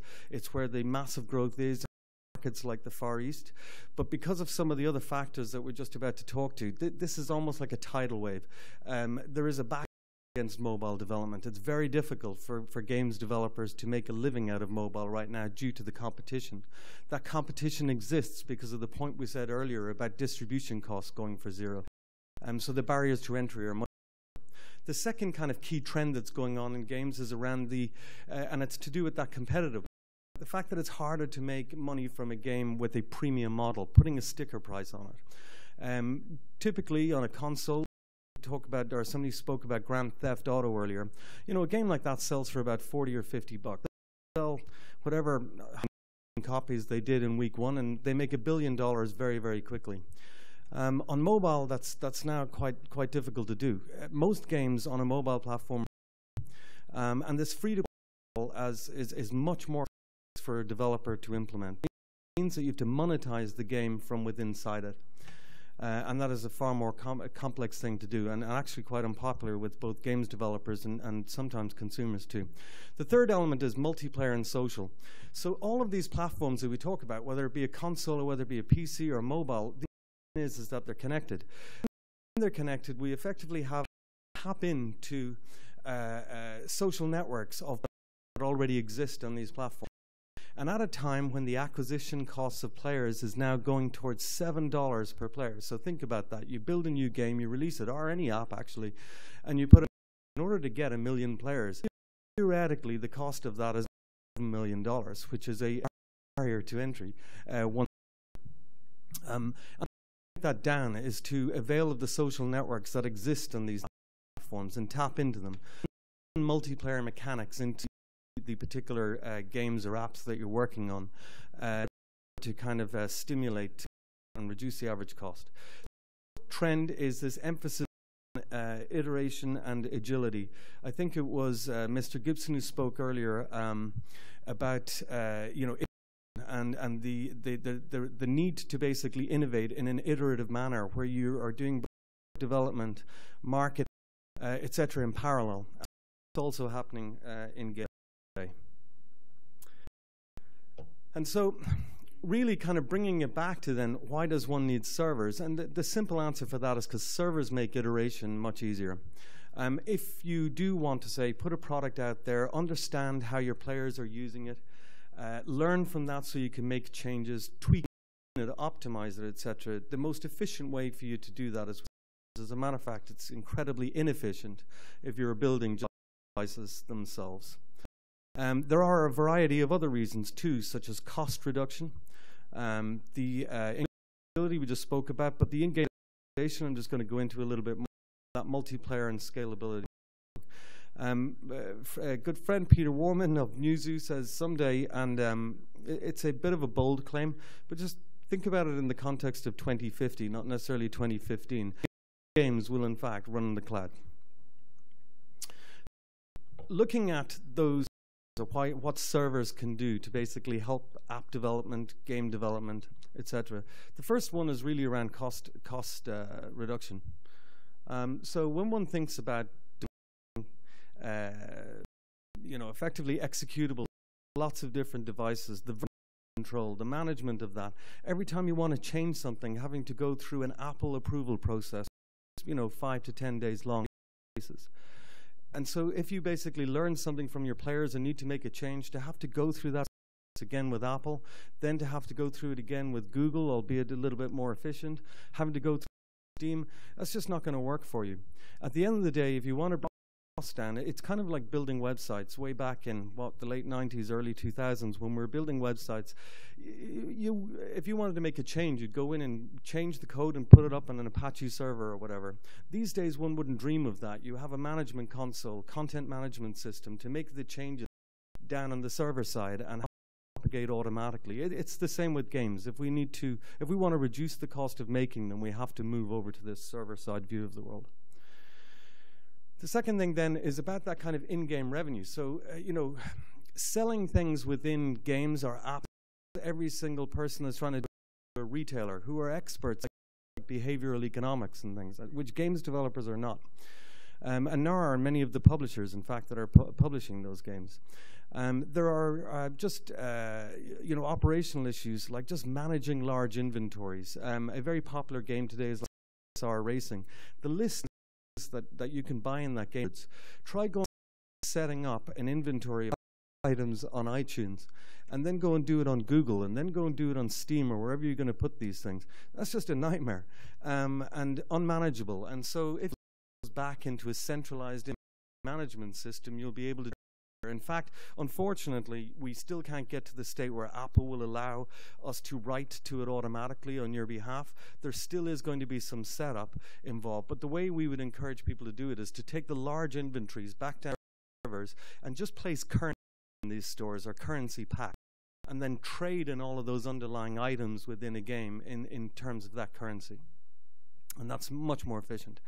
But not only that, in order to kind of sell more effectively, you have to learn basically about how people are consuming the things that are in your game or in your app. And for that, you need analytics. You need a CRM system. And these are the kinds of terms and systems that basically games developers have more or less ignored for the last 10 years, whereas nearly every other industry vertical knows what a CRM system is, knows what an e-commerce engine is. In games, it's relatively new. The third point, and I think I probably made it earlier well enough, it's really just that the biggest challenge to making a game and from the games business today is no longer it, unfortunately. It is all a marketing effort. It's the fact that it's so competitive. There are millions of people chasing billions of dollars, and it's a very narrow funnel to squeeze through. So the effort to get through that is in fact dollar related, and it's really tied almost directly on a mobile. In order to get a player, it'll cost you an average of $7. And that's bubble bursting, I know, but it is the average state of the economics of games today. Now, you can reduce it, and it just shocks me at how people overlook this. Leveraging social platforms like Facebook or Twitter or LinkedIn or social platforms that exist on Xbox One or Sony PlayStation 4, PlayStation Network. You've got a whole set of players that are already connected there.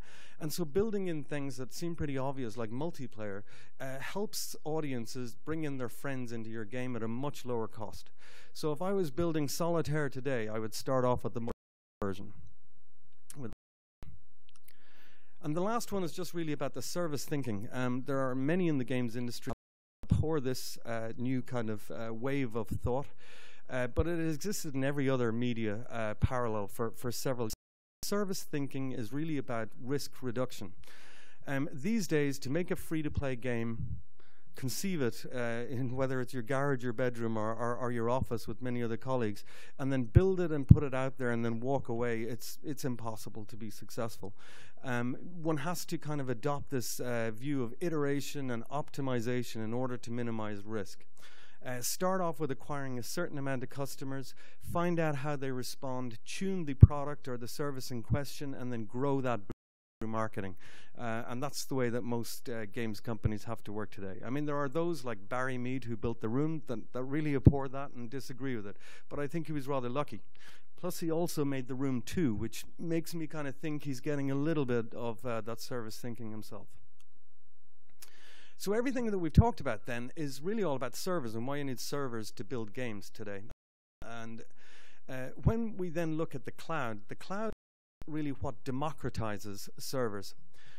So years ago, I worked on Sky Sports website, a project that cost about 20 million for a website. 7 million was the cost of, oops, what's gone wrong there? Is that me?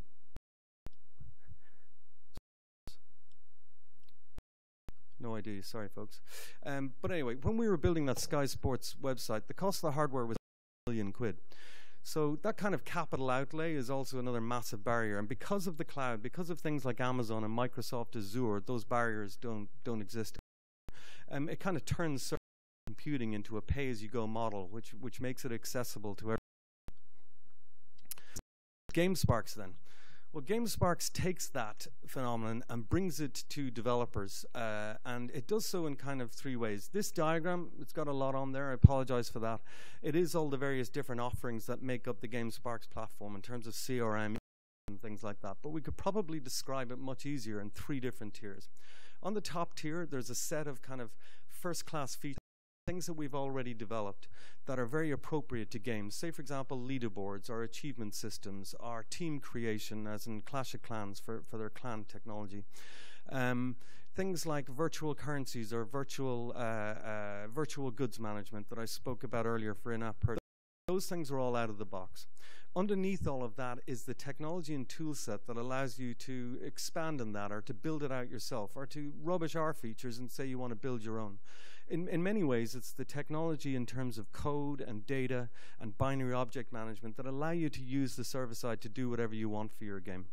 And underneath all of that, we look after the underlying infrastructure, the load balancers, the firewalls, the routers, the storage, all of that stuff that your average game development team doesn't really know about or doesn't really want to know about. It's distracting from what they're great at, which is designing and building great games. And we manage that on an ongoing basis and make sure that it's performing well and keep it up and running.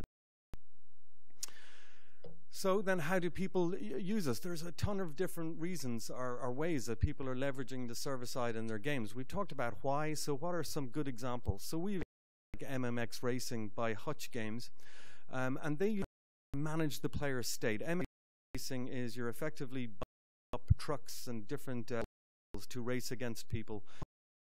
The whole time you're kind of advancing in races, you're building on your truck's getting better, and all of that state needs to be persisted and managed somewhere, and so they use us for that. Also, Apple have this, if your game or application is over 100 megabytes, you can't have it downloaded over the wireless network. You have to be on a Wi-Fi connection. So in order to get around that, to keep the footprint of the game small, below 100 megabytes, at a certain size, and then they use GameSparks to deliver all of the binary assets to the game over time, to several hundred megabytes when it's then on the device. Other people use us. There's a game by Rocket Rainbow and Team 17 that's coming out, I think, this week, and they use us for level sharing. So in the game, you can build a level and you can share it with your friends and get them to play. So that social multiplayer mechanic built in. Another one, Flip Football, for those fantasy people, fans. This is a real-time football game that allows you to basically both pick a team and go in a head-to-head challenge, and we process all of the Opta data that's coming in real time. You're assigning scores to both in real time. It's fantastic, good fun. It makes an Everton match seem, and which is hard to do, and you know, that's another good example of basically what's being done on the platform. So, you know, I'll start basically wrapping up. And so when we think of a game like Candy Crush, or when most of us in the audience do, we think it as a cute, well-designed, good-looking game that's running on a mobile device, although many people, some of you may hate it. When King see Candy Crush, rather, they see it as like a football field of servers doing all of this processing of data, this ability to respond differently to patterns of behavior from players, etc. And so one day all of us are going to have to see games like that. Oops, there was a slide before that, but well, anyway, so GameSpark's job in life is to bring that kind of King capability, that football field of servers, to your average game developer. And we do that in a kind of Robin Hood pricing model. We make it free, which isn't a very good model for us necessarily, but actually we make it work over time. We effectively give our suite of services to every developer for free up until they hit a certain threshold of players. We have a 10,000 monthly active users, so 10,000 unique players a month. If you get to there, there's no real reason why you can't grow it. So if you're not going to get there, then probably wouldn't have a relationship anyway. Bills might have bounced. So it wouldn't have made that difference. But the idea is that once you get there, we then charge a price per monthly active user, and that's negotiable. The list price is 1.5 pence per player, but it's negotiable. And Jamie is on hand with us today to do exactly that. Anyway, and we also work with bigger companies like Square Enix here in the UK and other people like that, and have kind of bespoke deals for those guys. So it's an easy platform to get to use. We work with CEMAS, actually. We're very pleased to be approved supplier list for various that are coming.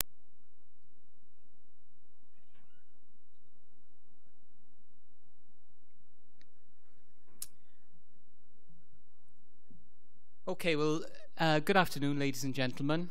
My name is Clayton Jones. I'm the program manager for the CEMAS project. I hope you enjoyed the lunch and took the opportunity to network over the lunch time period. There's over 30 exhibitors here today, so an ideal opportunity to network. I think you'll find the presentations that took place this morning were very interesting, very high quality, and the good news is we've got 3 more presentations taking place this afternoon. My pleasure to introduce, first of all, my colleague, Thomas Juralek, who's a very talented designer, who will be talking about the process of design in 3D graphics. Thank you.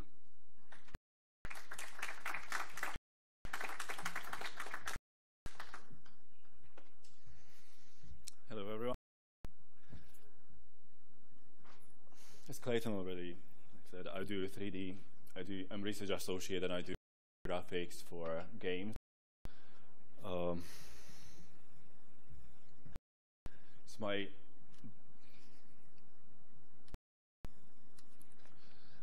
background is I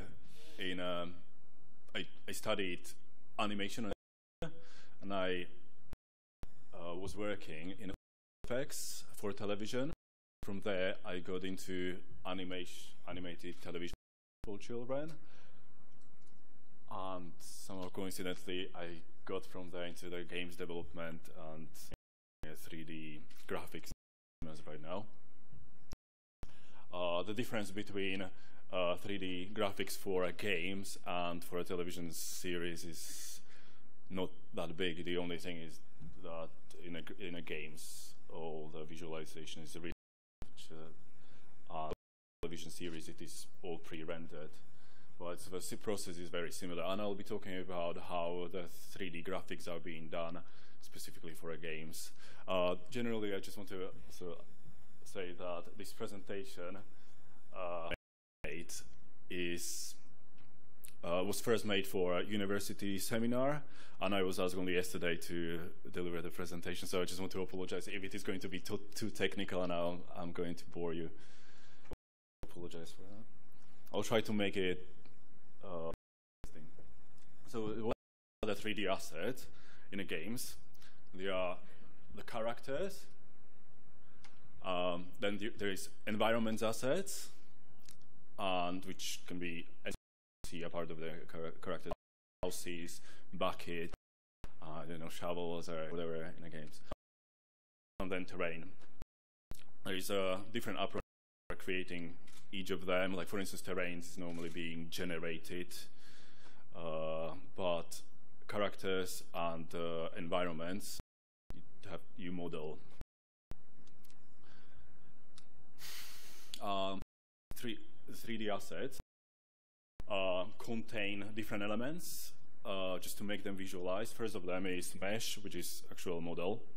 Then is shader that makes it make it visible. Then texture that gives color information and height and such. Then rig, the bone system in which you can apply animation and you will see the character to be moving. Visual effects, that's particle effects like fire, snow, and so on. Then you've got to sound into a character, so you will hear him speaking or walking, and all of that is being run by the script. It's being done by the coder. But I'll be talking only about two parts of assets development. One of them is modeling, which is mesh, and texturing. I'll skip the rest of it. Generally, the mesh or model is created from the vertices, which is dots in a 3D space that are being connected by the edges. And if you've got that edges, you have a face, so you already have some sort of hard surface element, so which you can apply shader into, and you will have a visualized 3D object, and then you can create the surfaces from that. This is how connected vertices and look like. Then you can create from the polygons. You can create the characters. There is two different or several different ways of modeling the characters in for a 3D graphics. But probably the most common is from you start from a low polygonal character and you start at detail. And the second approach is you digitally sculpt your character, and you create a polygonal model of that character. Reason for that, you don't use the high sculpt just because real-time graphics you're not able to run that high polygonal character. You need to create a very low version of your character. If you already have your model, you can apply on it because you don't want that model to be just gray. You want to have information of the character on it, and for that you need to create a flat version of your 3D object. Just to make it familiar, what is flat version of the object? Like it's a map. It's a flat version of a globe. That's actually a map. The flat map is actually we are using the same thing for in a 3D graphic. We need to create a flat version of the object, whether it is character, house, or anything. Same system. Here to create the unwrapped version of the globe, and it is very easy to add the information for us. It is going to look for any more difficult object. That 3D flat version of those objects probably they can get less readable. So, for instance, this is how the cube looks if you flatten it, in which you can add the texture on. And this is how the version of the character look like. It's exactly the same thing. We just have everything. If you want to add any texture information, like if you want to see different colors of a 3D object, you need that. And we call, so generally you create a painting because you can't paint directly on a 3D object, so we need to have a flat version, same thing, so in which you add the colors. And we call, it's not really artistic piece of work, so it's probably wrong to call it painting, so we call it a texture in a 3D graphics. There are different types of textures just to make it looking better. The diffuse is the color, but if you wanted to have some other, if you wanted to make it more interesting, you add ambient, which is a black and white version that gives you a depth information. So generally, everything what's deeper, like eyes, are going to be darker than, for instance, your nose. It's going to be lighter. It gives you an illusion of the depth. Then you have specular map, which gives you information about shininess. So you can you would use that for instance, for glass, in contrast to maybe the wall. So you create that illusion using map. Luminosity, you can add light into different objects. Like for instance, you would use luminosity. Normal map, it gives you a haze. It's quite similar to ambient occlusion. It just gives you a better result of a 3D occlusion. And transparent, you would use it for glass for instance, so you just know which part of the objects are going to be true, which one is going to be opaque. Just to a visual demonstration of some of those maps or textures that I was talking about. The first image with the green lines, that's an object without any textures. Second one is object with no, that gives you information of a detail. In reality, that detail doesn't exist as a model. It is only created as a texture, and it's not. It's just it's artificially created. It's not modeled.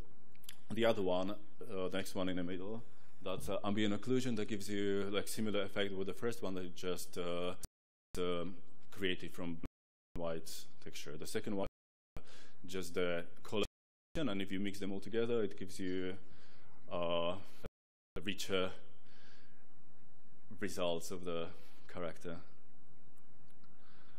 This is how those textures. The first one is ambient occlusion. That's all blue.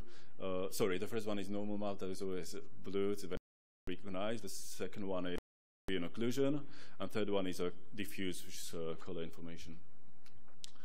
No, how those textures are being created.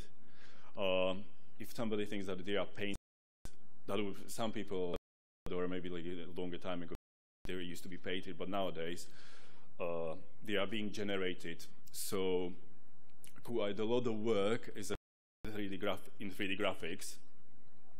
Is a tedious bit, and the actual art is small bit of.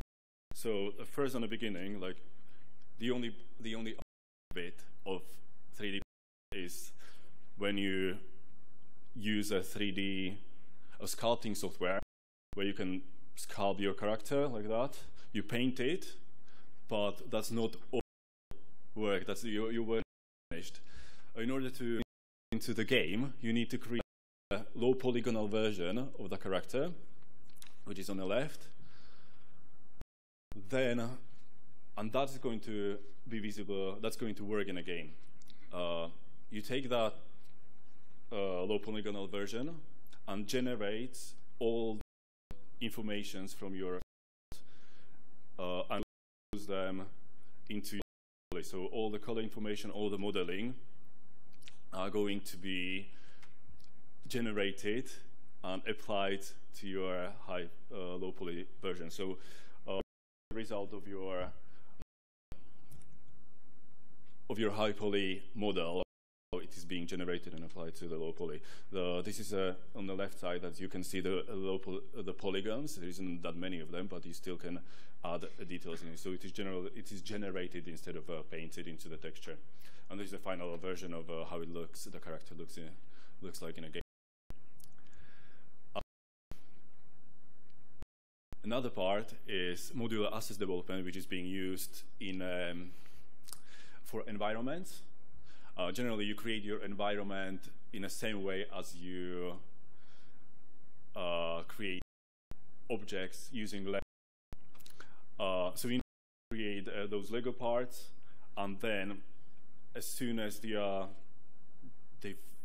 fit certain made in a certain way that they can be repeated multiple times, you can use one object, like for instance this pillar. You can use as an instance, and then you can just be create instances and place it all over your environment. And the idea is to use as few blocks and create as much environment as possible. The best way, I'm not really sure whether I should talk about this, but generally, is you're just creating the building blocks and make sure that they fit into the certain sizes and they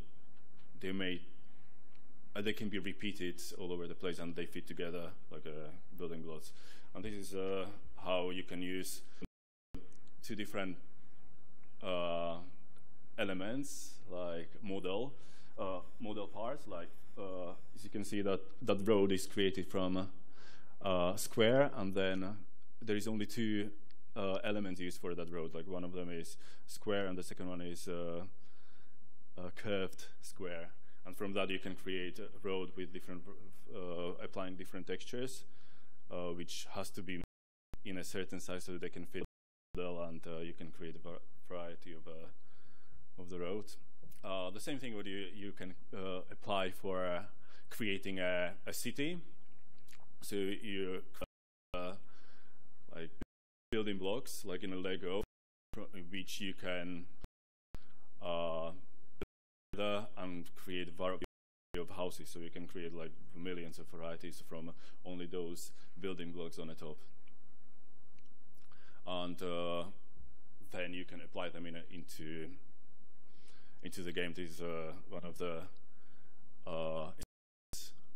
where I think about like 5 building blocks have been used, and you can create a room that looks richer than you wouldn't say that it's only 5 building blocks there. And this is actually the presentation. Thank you for listening. If you've got any questions, I'm welcome to ask.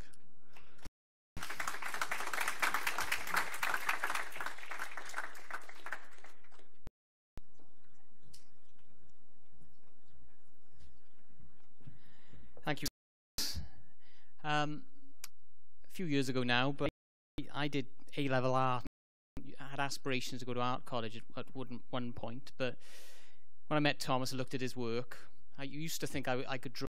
I looked at his work and I realized I couldn't. I was rubbish. So I definitely made the right choice. Our next speaker is Adam Griffiths from Games. We adopt an agile methodology to software development at CEMAS. This involves frequent collaboration with our partners, and I can't think of a better example of how that's worked than when we collaborated with Adam, Runes of Camelot, which turned out to be a brilliant game. So I'd like to introduce Adam to the stage, please.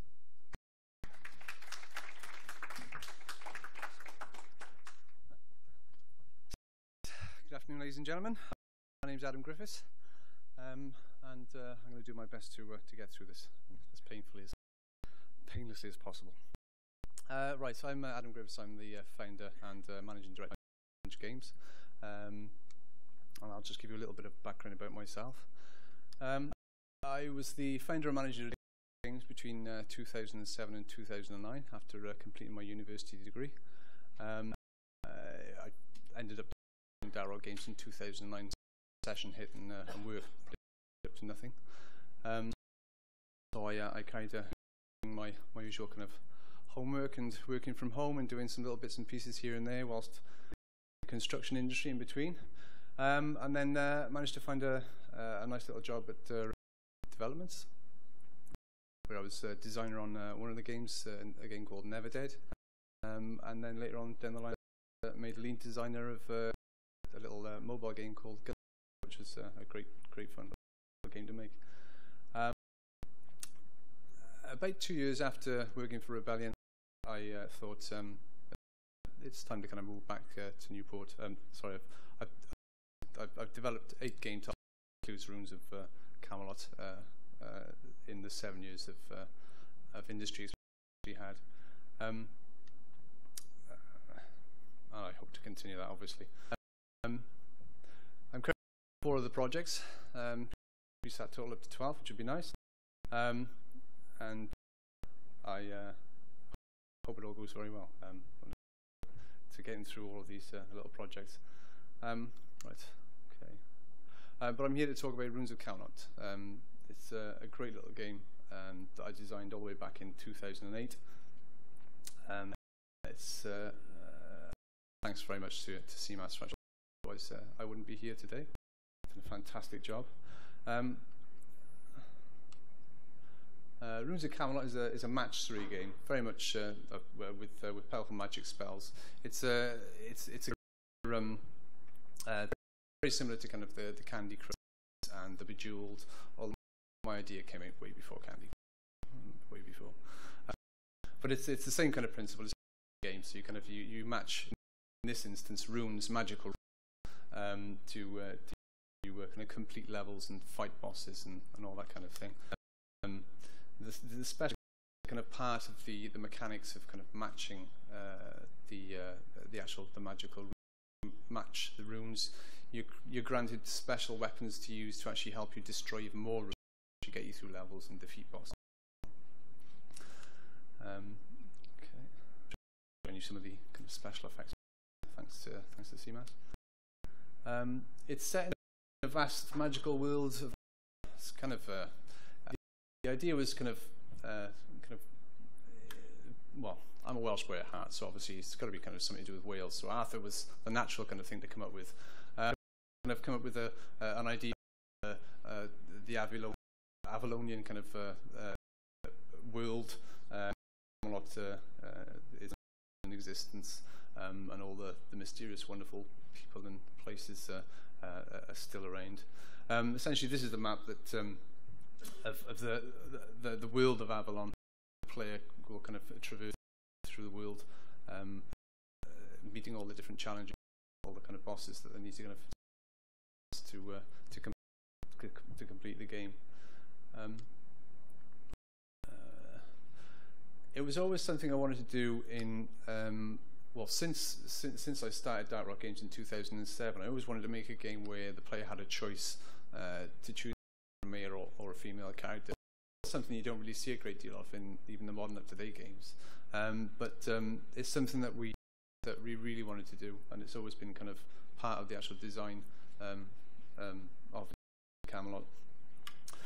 We give the player a choice. They can play as the female character, Merlin's apprentice, who kind of chases after, who again traverses through the environment on behalf to recapture all the pages that have been stolen from him by Morgana, who was our evil foe.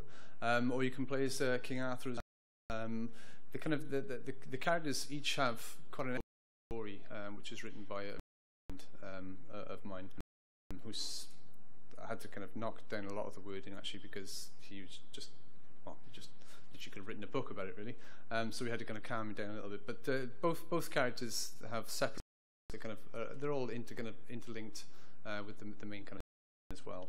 But you travel through Avalon, defeating bosses and helping to kind of free of the Round Table, and to remove the evil spell that Morgana has cast over Camelot. You'll face the deadly foe. These are some of the boss characters. The player will kind of on their travels through the world. Again, being a Welsh boy, tried to take as much kind of Arthurian legend and kind of put it into the game as much as possible. So you'd be kind of playing Morgana and kind of Gawain and the characters you'd see in Arthurian. I've even Lot and Chalice well, and New Forest, which are also Avalonian myth kind of places that were in Wales in the past. Runes of Camelot is I'm not sure. I was relatively soon, but it will be available soon by CEMAS. Today be a great day. And as a final thank you to CEMAS, really. Without them, I would never have been able to get it into the state it was, or it'd have been even more years down the line before I'd have managed to get it done. But they've done a fantastic job. The has been brilliant all the way. I've been appalled, but that's just. But they responded really well, and they've been great fun to work with.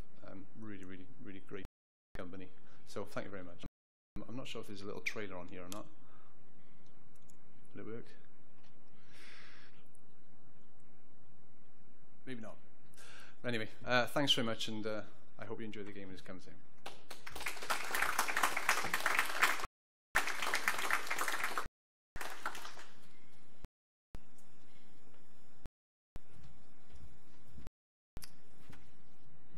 Thank you, Adam. Our final speaker of the day is Dan Clemo. Here he comes. A little bit earlier than he thought, but anyway. He's flexible. CEMAS Dan in his guide as a web developer for designed our website.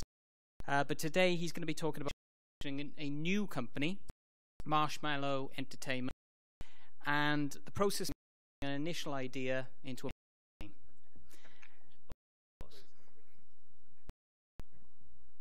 Okay, technical setup, bear with me.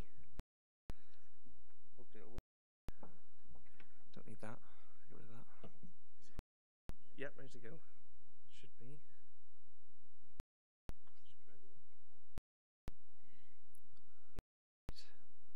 Aha. Oh, great. Okay, thanks, Ian. Apparently, because I might be able to. I don't know how that's come across so far, but probably not very good.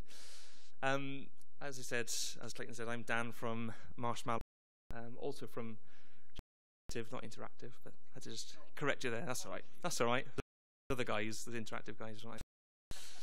No, and I can tell you a little bit about it. Before, I want to talk to you about designing a game from a designer's point of view, really, rather than just somebody who's trying to drive the project forward. A different perspective on it. So it might be helpful just to talk through the process we went through for producing our latest game, and hopefully you might be able to learn from it. If not, then just enjoy the process. So the first part is just to tell you about where we're coming from. As Clayton said, we are all in Marshmallow part of Sugar Creative as well, and Marshmallow has been formed really as an outlet for our sort of creative ideas, and so we're all living in this I said a creative digital environment all the time, and ideas just come to you. You might be thinking about a different project altogether, but you think, oh, that would be really good if we had a get that in somewhere. So we formed Marshmallow to have that really, because Marshmallow and Sugar creates apps and projects for other people. We wanted something that to also help ourselves create some unique IP and also some fantastic games, hopefully. So the next bit was to think about either ideas in, which is what we're going to talk about, and also developing ideas that people had in-house as well. So we just went round everybody in the staff and just said, you know, what would, if you could do anything at all, what would it be? And those have sort of turned into now our second project and fourth project and so on. And it's going to continue like that. And so that's why we're coming from today. So let me tell you about the main reason we're here. We've now for about 9 months probably been working on a project in collaboration. It's called WordWiz, the game. It started with a lady coming in to us called Biga, and she said, I've got this idea. And we thought, right, okay, what do we do with this idea? She told us about it. It's a new type of word game. If you look at word games on the App Store or any type of store, there's lots of word games out there, but this had something unique about it. And so we thought, well, okay, can you leave it with us a little bit? Just let us play with it. Let's just try it out. And that's what she did. And it ended up being that this obviously needs to be turned into an app. But it wasn't just going to take the initial idea she gave us, and just make that into an app. It was about developing the whole idea. And so if you were to look at, I've got an example later on, the original game, what it looks like, compared to what WordWiz now looks like, they're kind of worlds apart, although there is a vast amount of similarity in the way you play it. So here we go, actually. It's here. This is the very, very, very first iteration brought into us by Biga for WordWiz. And you see, you fill out the yellow squares there and form words. Now that's what we saw, as well as we saw this, which was a printed up version. There was the only one ever in production, I think, which is a big inkjet print off, mounted on some board, and you can see it was played with sort of Scrabble letters, the idea being that you add up as you go along. That's what